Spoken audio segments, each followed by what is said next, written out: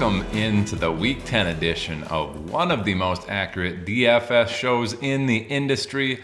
This is episode number 71 of the Adjusted Line Play Report, where we take a deep dive into the play in the trenches to determine game script and player outcomes.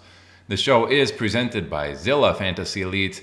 I am your host, Todd Hoffman. You can find myself over on Twitter at Todzilla1337.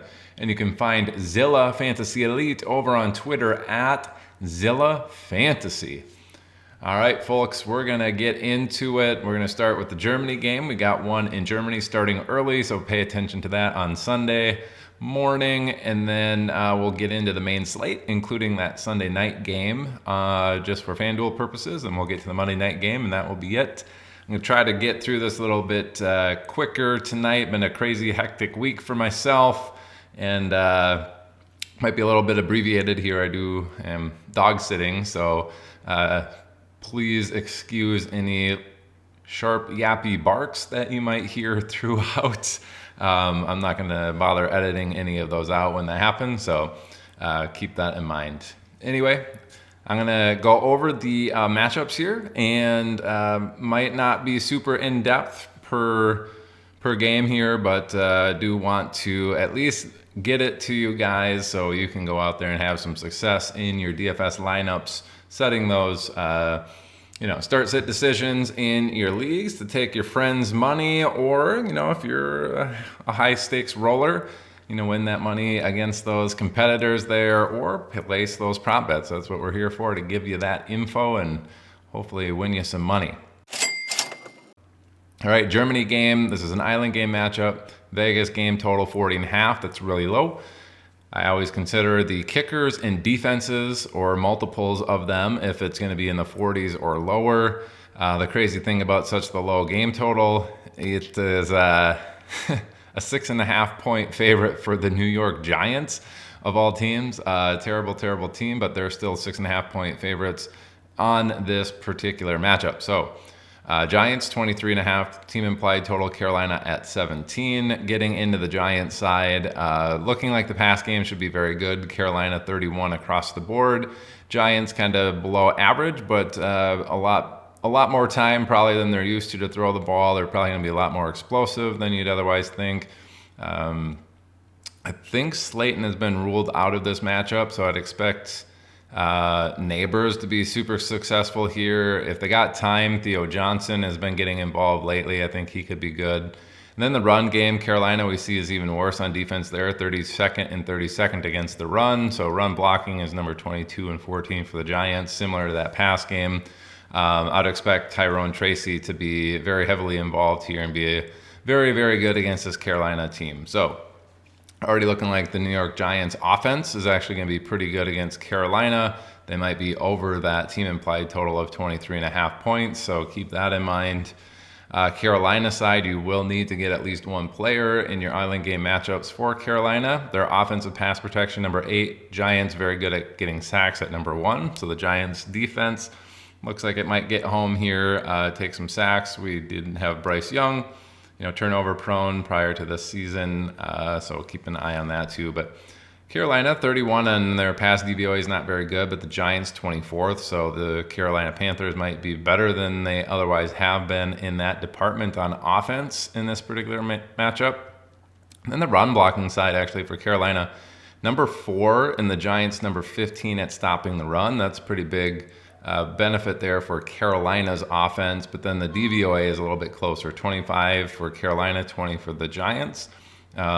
Close to an even matchup, so I think Hubbard probably viable. We do have the rookie coming in and maybe stealing some touches in this. We'll see how many Jonathan Brooks gets in that department, but I think he's probably going to be eased in a little bit off of that injury. I'd expect no more than 6 to 8 touches there, and Chuba getting probably 13 to 15 carries and some dump offs in the pass game department, and otherwise taking the bulk of this load against the Giants defense. So if I'm getting anyone from the Carolina side, it might be a cheapo on the pass game. I don't know what Jalen Coker is going to look like, but it's either him or I'm going to get Chuba Hubbard in there and then grab the rest of those Giants from the offensive side. Again, the defense for the Giants could be viable, but if we're thinking maybe the run game stalls out here for Carolina, but they still move the ball rather effectively, you could get Carolina's kicker in this as well. All right, so let's get to the main slate here. First game on the main slate is a 50.5 Vegas game total. San Francisco heading into Tampa Bay. They are 6.5 point road favorites here. 28.5 team implied total for San Francisco, 22 for Tampa Bay. San Francisco is number 1 on the slate and team implied total, Tampa Bay 14. I believe this is out of 11 games on FanDuel, so keep that in mind. Should be 22 teams overall. San Francisco side, pass game pretty neutral here. I would expect San Francisco to have a normal amount of time to throw the ball in terms of sack rate and all that being concerned, and then be pretty explosive in the pass game. Number 4, number 18 for San Francisco's favor on the pass DVOA. The thing about Tampa Bay's pass DVOA at number 18, they've been getting absolutely demolished by teams in the pass game. I'm not sure why this pass DVOA is at 18, if they just haven't been giving up touchdowns or what, but they give a lot of points or a lot of yards to the pass game. Just keep that in mind. And we do have Christian McCaffrey coming back. They are number 2 in offensive run blocking in San Francisco, which is a lot better than 13 for Tampa Bay, but then the run DVOA pretty evenly matched. I would consider the pass game the better of the 2 matchups here, but don't be shocked if San Francisco actually moves the ball very well on offense. You could get all sorts of players from San Francisco's pass game there. You got Kittle, you got Debo, you got Juwan Jennings, you got Christian McCaffrey, all able to catch passes in this. So don't be shocked if you have a double stack or even a triple stack from Purdy and he goes off and 3 of those 4 people have a good week. In terms of Tampa Bay, offensive pass protection, 17 versus 15, pretty even. And the pass DVOA, number 7, number 2. So probably a standard day at the office in terms of Baker Mayfield having time to throw, but it looks like they might be a little stifled on the defense there, just having to methodically get their way down the field.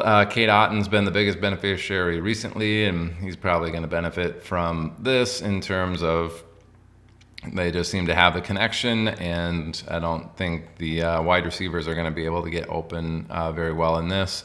And then the run game, actually not too bad. Number 12 for Tampa Bay, 14 for San Francisco. And then the run DVOA for Tampa Bay at number 6, San Francisco 19. So Tampa Bay kind of reversing what they've done the last few years in the run game and now getting here into the top 10, almost the top 5. So run game looks to be a little bit more effective here for Tampa Bay. Both teams do play slow, so keep that in mind. Might be one where San Francisco is going to be really popular, but they do play slow. Tampa Bay plays slow, and especially when they're trailing by 7 or more points. They're one of the slower teams in the league. This might hit the under. Just, San Francisco doesn't have a super great matchup here on offense. In Tampa Bay, it looks like they might struggle in the pass game a little bit more than they're used to. The run game a little bit effective. But these pace of plays seem pretty slow. So would be fine betting the under on this particular game and trying to avoid the masses in terms of maybe being underweight compared to the market on some of these players that might be a little bit popular in San Francisco matchup. All right, number 2 game on the slate is actually the Sunday night football game. We have Detroit heading into Houston as 3.5 point road favorites. So we got another road favorite here. 49 Vegas game total, second best on the slate. That gives Detroit a 26.25 team implied total. Houston at 22.75. Detroit, second best team implied total. Houston at number 11, which is dead even, dead smack dab in the middle, 11 out of 22 teams. Detroit offensive side, looks like they're going to be under pressure, and that pass game might not be as explosive as you would hope. Looks like Houston across the board, the worst thing is their pass DVOA at number 6. Otherwise, 4th, 5th, and 6th there across the board for them. Very good in that department. Looks like that pass game may actually struggle in this particular game. And then getting into the run blocking side, Detroit's number 1 across the board. Houston, though, pretty good at stopping the run. This is telling me that Detroit may struggle to actually move the ball pretty effectively in this game. Heads up on that. If they're going to be under duress, I'd expect a few more dump-offs to Jahmyr Gibbs, some action to Sam Laporta, and a lot of targets to Amon-Ra St. Brown to mitigate some of that pressure. I think that's where the ball's going to go, but looks like Detroit may struggle to move the ball in this matchup. And then the Houston side, 25th in offensive pass protection. Detroit now 21st in the pass rush. Did complete some trades to get other people there to help with that, but this number has been declining since Hutchinson has left.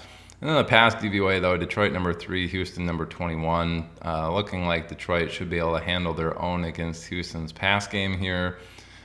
Despite maybe having some time to throw the ball, Detroit has been pretty effective against the pass so far. And then the run, Detroit number 10 and number 9 on defense, Houston 18 and 20th running the ball. Based off of this, I would say that Houston also will struggle to move the ball. It doesn't look as bad as the Detroit pass game, but bad nonetheless against this Detroit run defense. So another game out of these top two where I think this Vegas game total could actually hit the under. So, the first two games here, unfortunately for me, don't look like a hit. The pace of play here for Houston, 18 and 22 for overall and neutral situation, not very good.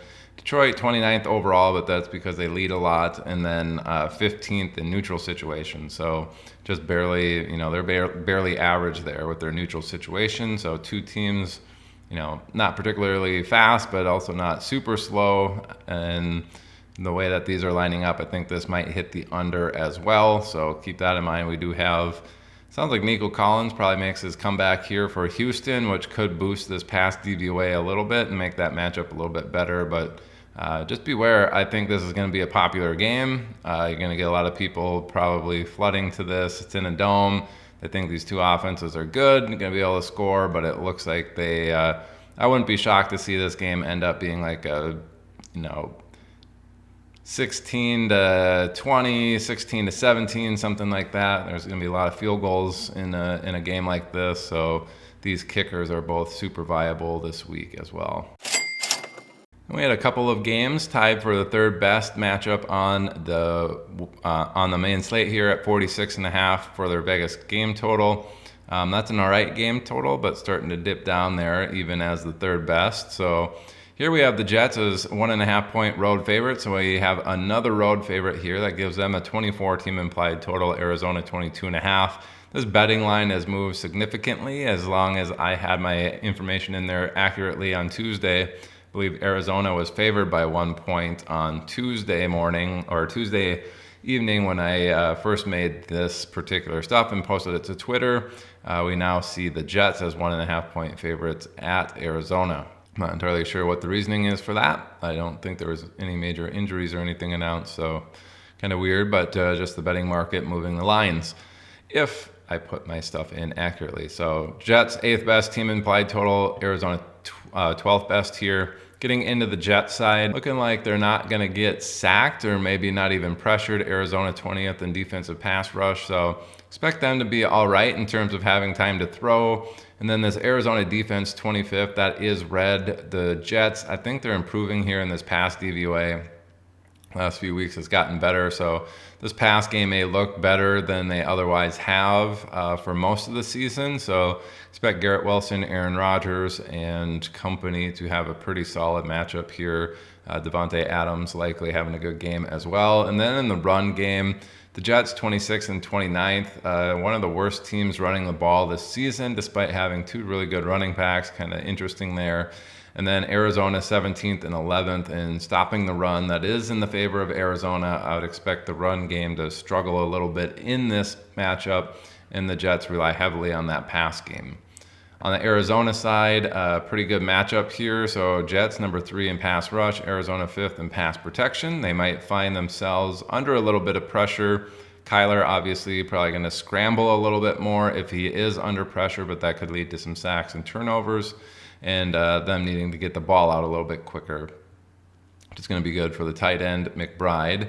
And then the pass DVOA, Jets number 11, Arizona number 10. That's pretty even. We usually say studs eat. McBride certainly a stud. Guess jury's out if you want to say that on Marvin Harrison Jr. Otherwise, I'm not entirely sure who's going to get super involved there. Michael Wilson seems like the next best option after those three, but it could just be the running backs and tight ends getting dump offs from Kyler, and Kyler scrambling with his legs and getting some rushing yards there. And then the run game, Arizona should lean heavily on that, 13-16 versus the Jets, 28-24. So I like James Conner in the terms of he may see some volume in the pass game, and he's probably going to be pretty successful there on the ground, so keep that in mind. Vegas says it's going to be a close game.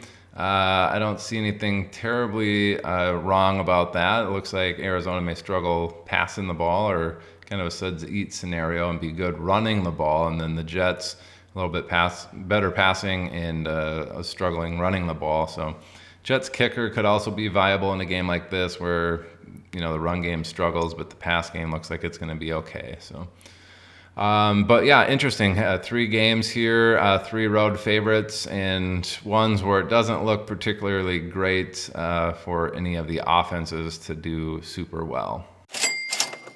And then the second of 3 games that are tied at 46.5, we have Buffalo and Indianapolis in the early matchup here. Buffalo, 4-point road favorites, so 4 out of 4 so far are road favorites. Buffalo 25.25 team implied total. Indianapolis 21.25 team implied total. Those are good for 4th and 16th best on the slate respectively. Just looking at Buffalo, their offense should be very good. They're 2nd and 3rd in the pass categories, 3rd and 7th in the run categories. Indianapolis is 29th and 28th in the pass category, so 2 red-green matchups here. Buffalo pass game should be absolutely dominant in this. And then the run game, Indianapolis 22nd and 17. Again, really big favor for Buffalo's run offense as well. So pretty much fire up any of your Buffalo players. DFS, they're probably going to be pretty low rostered in general just because of how many are out there. Keon Coleman ruled out. We do have Amari Cooper, who I think is going to play with his wrist issue, but should see a few more targets now with Keon Coleman out. But then we have Khalil Shakir, kind of the close to the line of scrimmage artist who does really well. He could be doing really well in this particular matchup, but just know it looks like Buffalo is going to dominate. And based off of what we saw from the first 3 matchups, this is finally one 4th best team implied total on the slate where the offense looks like it will dominate. I'd be very interested in getting a lot of Buffalo players on what's going to be a little bit smaller of a slate this Sunday. Indianapolis actually pretty quick with their pace of play, so they might be 3 and outs potentially, or just moving the ball a little bit quicker and getting the ball back into Buffalo's hands more often as well.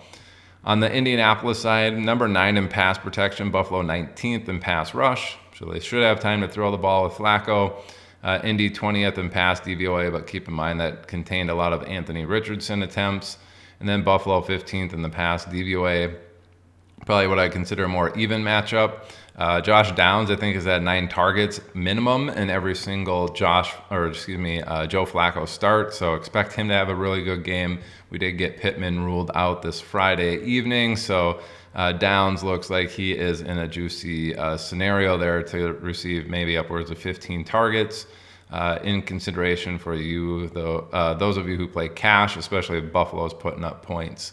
And then the run blocking side, Indianapolis 30th, really bad, but number 10 in run DVOA, and then Buffalo 6th across the board in the run stopping categories. Telling me that it's kind of a slight downgrade here for the run game.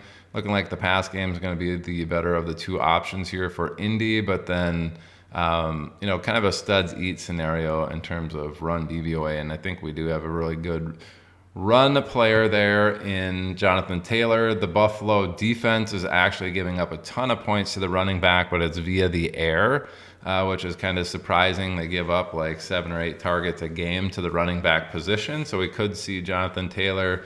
Not sure what his line is for receptions in this matchup, but I expect Buffalo to be up, and we could see him with quite a few receptions in this matchup. So if the line's set at 3.5, I think I would bet the over on that for Jonathan Taylor. And the final of the third best Vegas game total is Atlanta heading into New Orleans. And shock me if you've heard this, but Atlanta 3.5-point road favorites every single game so far. In this top, we have seen the road team be the favorites, actually including the Germany game when it's not really a road team. They're both road teams, but the Giants were favored by 6.5 points as quote unquote the road team there. So all road favorites so far. What could go wrong? Atlanta with that 3.5 Vegas game total gives them a 25 team implied total, which is 5th best on the slate. New Orleans at 21.5 is the 15th best. Getting into that Atlanta side, 11 in pass protection, Saints 24th in the pass rush, telling me that Atlanta will have time to throw the ball, and then the pass DVOA number 6, New Orleans 13. I do believe this will benefit. I don't know if London's going to play or not, but these types of scenarios where they're going to have time to throw does benefit Darnell Mooney a little bit more.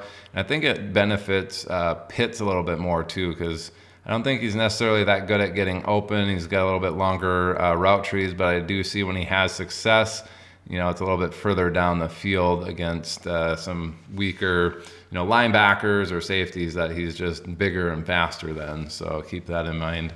Run blocking is really good here, so it looks like a really good Bijan week, number 8 and number 5 for Atlanta's offense in running the ball, and New Orleans 30th and 31st. So red-green matchups here heavily in favor of Atlanta's run game. Expect their offense to be really good, especially if they got time to throw and the run game is humming. Atlanta probably moving up and down the field in this and scoring quite a few points. I'd be fine betting the over on their team implied total. On the New Orleans side, they're 18th in pass protection, Atlanta 32 at getting after the quarterback. So Derek Carr or whoever's back there should have plenty of time to throw the ball. But who the heck are they going to throw to? We got tons and tons of people injured. Olave's out. Bub Means I don't even think is playing. So Mason Tipton, I think they got MVS. But to be honest, I think Alvin Kamara and Taysom Hill will be the biggest beneficiaries of all of this. I think they're going to see a lot of targets and a lot of game on the ground. The pass DVOA there is slightly in the favor of Atlanta, 19 versus 24, but one of those where studs eat, and New Orleans doesn't have any of those at this particular moment in time. On the run game, though, New Orleans number 11 and number 12, Atlanta 20th and 21st. So if New Orleans is going to move the ball, they're probably going to be pretty effective on the ground. That pass game should have a little bit of time, but the receiving options are poor. Atlanta and New Orleans both play fast, number 4 and 2 for Atlanta's overall pace in neutral situation. New Orleans number 6 and number 6. So this is a game where I like the over actually hitting in this. Atlanta's offense has some time to throw. The run game looks like it'll be super successful. New Orleans should have some time to throw despite not having weapons to throw to. But that run game where Taysom Hill and Alvin Kamara are really good should buoy them into moving down the field and keeping those drives going. Should be an interesting one here. I'd expect this to actually be one of the higher scoring matchups out of the ones that we've seen so far. And that leaves us here with the 6th game on the slate at a 45 Vegas game total. Pittsburgh heading into Washington. We finally have a home favorite here. Washington 2.5-point home favorites, giving them a 23.75 team implied total, good for 9th best on the slate. And Pittsburgh at 21.25, good for 16th best on the slate. Pittsburgh side, 22 in offensive pass protection. Washington now number 7 in the pass rush. Going to be getting after Russell Wilson. He's going to need to get the ball out a little bit quicker. Probably going to be leading to some dump offs to Najee Harris and Jalen Warren. And then, Pat Freiermuth probably getting a few targets sent his way. We could see Darnell Washington with some targets come his way as well.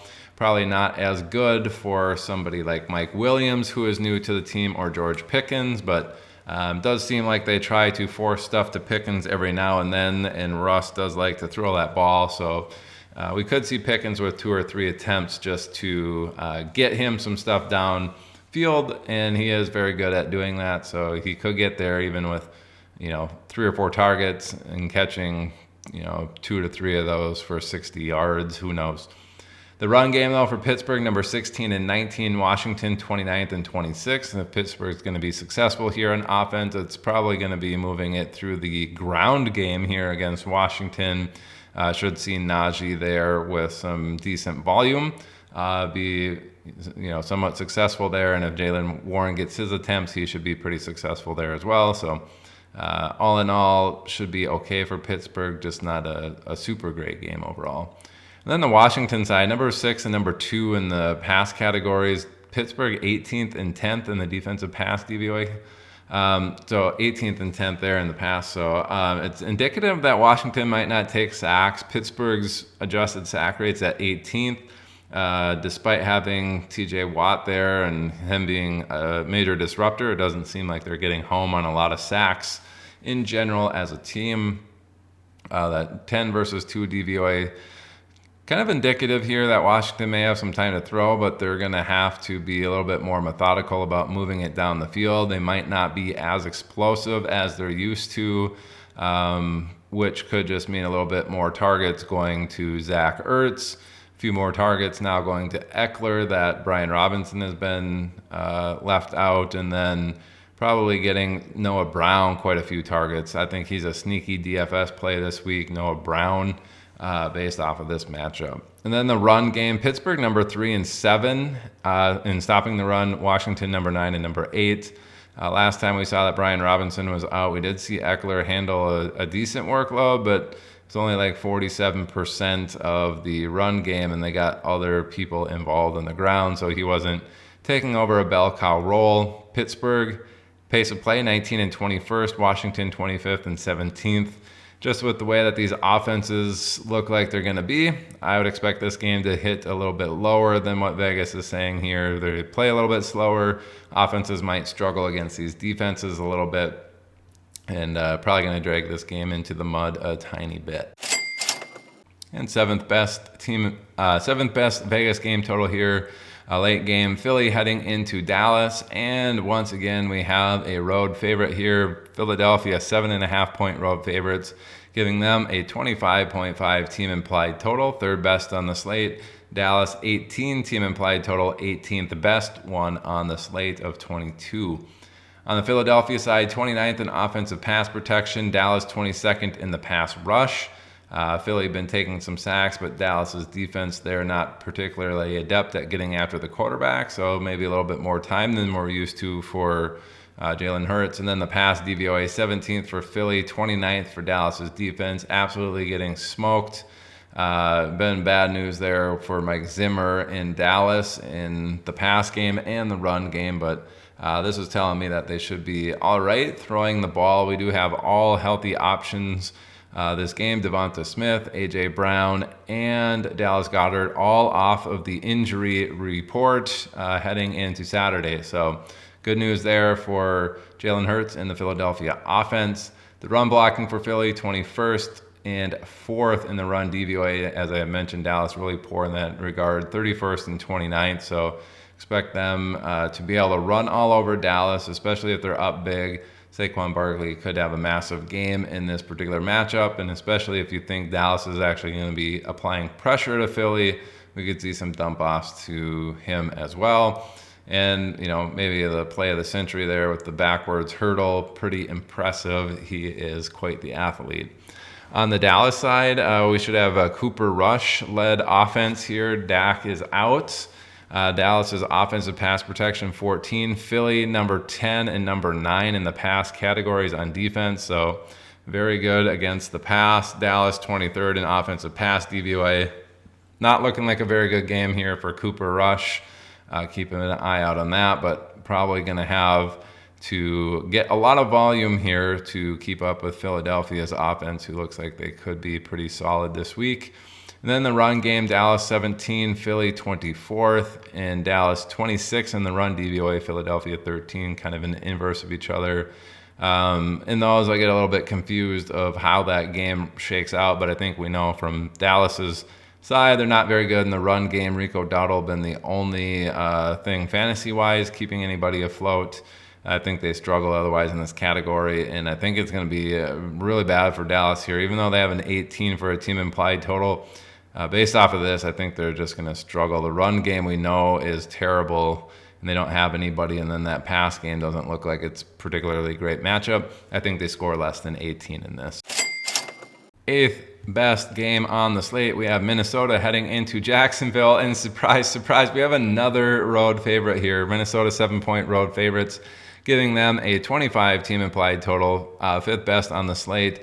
Jacksonville at 18th, tied for 18th best on the slate with the aforementioned Dallas Cowboys. So interesting one here that has really shifted since Trevor Lawrence is unlikely to play. Minnesota has seen this Vegas line increase their way by 3 points. So it used to be a -4 in Minnesota's favor. Now it's a -7. Vegas game total actually, I think, dropped 4 total points off of that news as well. So Minnesota lost a point. Jacksonville lost 3 out of that for that Vegas game total. Just not very good in general here. So Minnesota side 28th in pass protection, Jacksonville 26th. This is telling me Minnesota actually might have a little bit more time than they're used to passing the ball, even with Christian Darrisaw out. Jacksonville struggles at getting those sacks, so it could be an interesting one here. They do play a ton of man defense on the pass game, and they're 32nd in pass DVOA overall. Minnesota number 9 in pass DVOA. Situation where they're probably just the way that Minnesota's offense runs and the Jacksonville defense plays, it's probably going to be a monster game here for Justin Jefferson. Jordan Addison could also be getting himself a pretty solid weekend in fantasy for this particular matchup. Run blocking side, Minnesota 10th, Jacksonville 9th, and then the run DVOA, Minnesota 18th and Jacksonville 12th. Telling me that Aaron Jones may struggle a little bit running the ball against this Jacksonville defense, but Minnesota probably going to be passing the ball a ton. I think Sam Darnold's very viable in DFS this week. Get him with Addison and Justin Jefferson, and you're probably sitting pretty. I think that's going to be, potentially good for 4 touchdowns. They might go to those 2 solely, which is a good for your fantasy lineup as well. Now on the Jacksonville side, they're number 12 in offensive pass protection. Minnesota number 8 in the pass rush, so probably going to be able to get after Mac Jones here. And they are number 1 in the pass DVOA category. Jacksonville 18th. Could be short-circuiting Mac Jones here and leading to lots of sacks and turnovers for him in this particular matchup.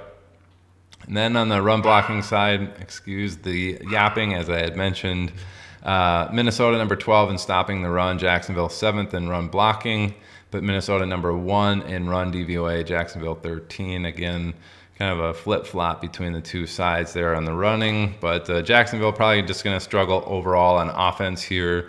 Mac Jones not worth picking up in DFS, even though Minnesota looks like they're going to be crushing Jacksonville on the pass game. If you think this Minnesota run game struggles, I'm not sure if Will Reichard's going to be kicking, but you could see Minnesota up big and then stalling out on a few drives and kicking 2 to 3 field goals in this matchup as well. All right, 9th best game on the slate. We have Denver heading into Kansas City. We finally get another home favorite here. Kansas City 7.5-point home favorites.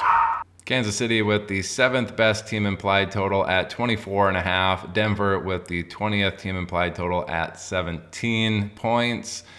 Denver, offensive pass protection number 4. Kansas City 23rd in the defensive pass rush category. So they're not getting a lot of sacks. Denver not taking a lot of sacks. But I think that's just because Bo Nix gets out of the pocket and he gets the ball out of his hands relatively quick. The DVOA tells a different story. Kansas City number 7, Denver 25th. Indicative that Kansas City should shut down this Denver pass offense, wouldn't expect a huge game out of anybody necessarily on the Denver side. Bo Nix, maybe with some rushing yards, could get you there in some matchups, but otherwise I think he's really the only viable player there. And then the run blocking, Denver 14th and 24th, Kansas City 4th and number 2. Looking bad for Denver's offense here. Not going to be able to run the ball. Probably not going to be able to pass the ball. I think Kansas City looks like they're going to dominate in this particular matchup. On the Kansas City side, 16th in offensive pass protection, number 12 in offensive pass DVOA, Denver number 2 and number 8. Indicative that Kansas City may struggle here throwing the ball. Patrick Mahomes probably not in line for a super great matchup here. Going to need to get the ball out a little bit quicker, which is probably going to lead to some better days for Travis Kelce. In a matchup like this, I think he could get involved, and we could see the running backs maybe get a little bit more involved too. Noah Gray, things like that. On the run blocking side, Denver is pretty good at 8 and 8. Kansas City number 5th and number 9th, so they might find it a little bit more difficult than they otherwise have so far to run the ball in this matchup, but it is the best of the two matchups. This is just telling me Denver is really going to struggle. It looks like Kansas City is going to struggle. One that I'm avoiding for DFS, and if you got some other players that you can play from the Kansas City side, I wouldn't shy away from starting them. I know DeAndre Hopkins was a later round pick, so you could have some better options than him in a matchup like this. But really, Kelce from Kansas City looks like the best option out of any of these two teams. And second to the last one on the slate here, Tennessee heading into Los Angeles. Another home favorite here, Los Angeles at 7.5-point favorites on a 39 Vegas game total. Again, that's the 10th best one on the slate. That gives the Chargers a 23.25 team implied total, 10th best on this 22 team slate. Tennessee is the worst at 15.75 for their team implied total. That's 22nd on the slate. This could move. I don't even know if it's going to move more positive or negative than this, but Will Levis was just named starter. And he should be playing in this matchup, so keep that in mind. The lines could move further in one direction or the other after that news by come Sunday. So Tennessee side, 20th in pass protection, Chargers 14th in pass rush. Pretty even there. Tennessee might need to get the ball out a little bit quicker at some points. In the pass DVOA, 29, Chargers number 5. This is indicative that Tennessee's really going to struggle passing the ball. They got Will Levis back there. It's not a good game for him to come back to, unfortunately. We really could see him struggle as well. And then the Tennessee side, offensive run blocking 24th, offensive run DVOA 28th. They've been pretty bad at that, it looks like, throughout the season. Chargers 21st and 14th. Out of the two matchups, this is the best one for Tennessee in general, running the ball, so Pollard could get involved in this matchup, and probably your best option from Tennessee on the offensive side, but not going to be a good showing there. On the Chargers side, 30th in offensive pass protection, Tennessee actually at number 11. That's heavily in the favor of Tennessee, indicative that the Chargers may need to get the ball out a little bit quicker in this matchup. Pass DVOA, though, tied at 14th, indicative that studs eat. In a game like this, I think Ladd McConkey has a really good game. We could see Will Dissly get involved, and then any of the running backs may see a few more targets. Tennessee, number 1 in stopping the run. They're number 5 in the run DVOA category. The Chargers 31st in run blocking, 22nd in run DVOA. They should struggle mightily in the run game here against Tennessee. If they're going to be moving the ball, it's going to be quick passes to Ladd McConkey, Will Dissly, underneath stuff in this Chargers pass offense. And Tennessee looks like they're going to struggle as well. Low game total, one you can avoid. Very slow pace, 30-30, 31-32. It's just an ugly game. It's going to get drug into the mud. I am shocked it is not the worst on the slate. And it is not the worst on the slate because we have New England and Chicago. Chicago 6-point home favorites on a 38.5 Vegas game total. That gives Chicago a 22.25 in team implied total, 13th best in the 22 game slate. New England 16.25 points on their team implied total, is 21st out of the 22 team slate. We got the defensive pass rush for Chicago at number 6. The Patriots 26th in pass protection. Expect a lot of pressure here for Drake May. He's probably going to get forced out of the pocket. Going to lead to a lot more rush attempts from him. Probably some rush yards, which is good. Pass DVOA, not very good. 28 for New England's offense, 4 for the Chicago defense. Huge mismatch there. Pass game should really struggle from New England. Watch out for that. If they're trying to get the ball out a little bit quicker, it's going to be Derrick Henry. It's probably going to be Antonio Gibson and Ramondre Stevenson getting a lot of those passes. Then on the run blocking side, New England 27th and 32nd, so not very good, both red. Chicago 25th and 30th though. So New England, if they're going to be moving the ball, it's going to be on the ground. It's probably going to be with Ramondre Stevenson. And if they're close, he's going to see a lot of volume on the ground because they're not going to be able to do much on the pass game.